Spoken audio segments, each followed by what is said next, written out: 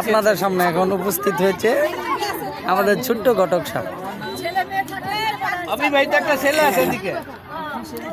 ওর পিতার নাম কি? মেয়েনাদের বাবার নাম কি? মেয়েনাদের বাবার নাম কি? মেয়েরা সিদ্ধারে বাবা বিয়ে শাদী করাইছে।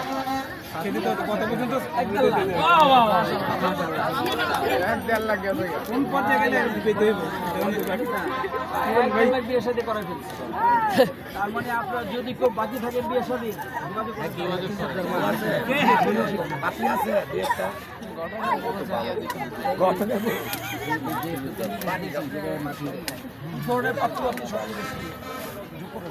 বয়স্ক